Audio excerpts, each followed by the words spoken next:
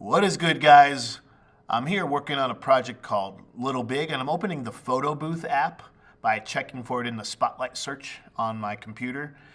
And I want to put a person on my coffee mug here, but I'm letting you in on my thought process here, and I changed my mind, and I'm going to use this Sharpie instead. So I'm trying to position myself so I'm getting a good look in the camera, holding the Sharpie the way that I want the picture of the person to be, fit. We're gonna jump ahead here in time and try to see. I'm gonna take a photo of the way I think I want it, and the photo happens after a 3, 2, 1 countdown, as you can see.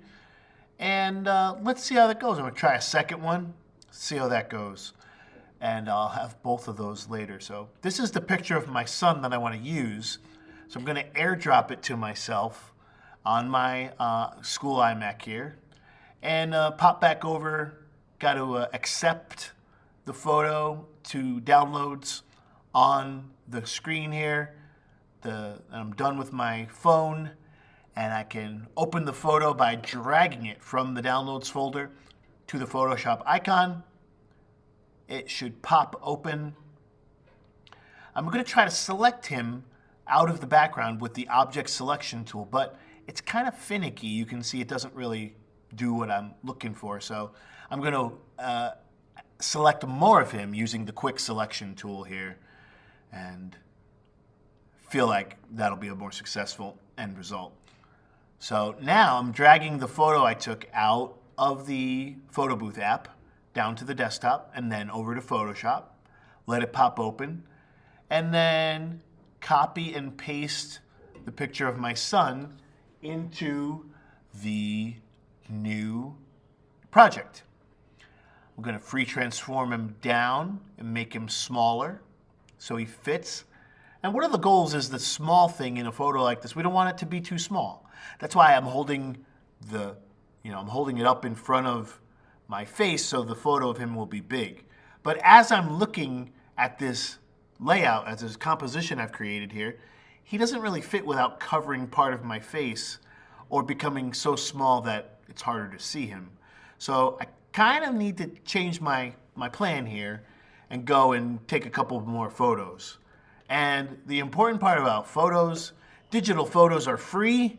Take as many as you need. Now you can see with this idea, there's more space for him to fit, and I can put him into the photo and he won't be blocking my face at all.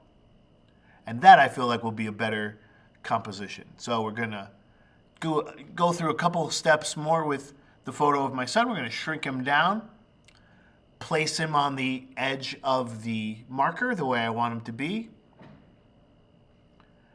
And that's looking pretty good. We're rotating in the free transform menu. And now even here, you can see some over selection that happened with the tools that I used. So it's better to select more than not enough. But now I have to erase. There's some background there in the photo of him that I need to use the eraser tool. And remember, the eraser tool is just another brush, but it happens to remove. So we're erasing that bit of background there. We're going to give him a little bit of a haircut so it looks more like, I want the shape of his head to be a little bit different. There's a little bit more road behind him over there. And don't be afraid to switch the size of the brush to make a better choice. This little bit of concrete under his foot there. And now we're making that change.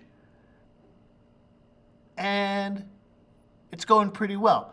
Now, another thing that happens when you are dropping in a new photo onto another photo is sometimes the edges of the image could be a little bit too sharp.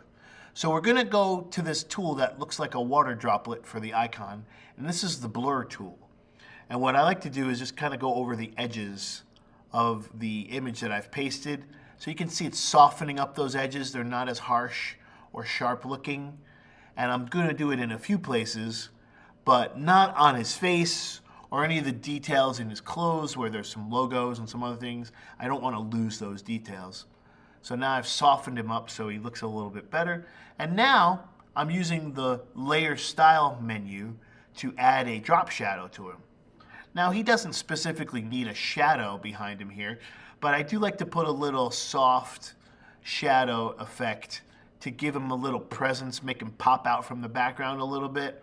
And that is adjusted with the sliders here. You open this layer style menu by double clicking the layer, and that is what I've done in order to achieve this. And one last note about changing your mind, even here as I looked at this final result, my eyes aren't looking at the small person that is on the pen. The eyes are out of position. So again, never hesitate to make a change. So I went back, took another photo that does more of what I want, and I was able to paste the same version of my son into that picture. And it really didn't take that much more time, and it gave me a more satisfying end result. Well, I look forward to seeing what you do with this project, but that's it for the moment. As always, thanks for watching.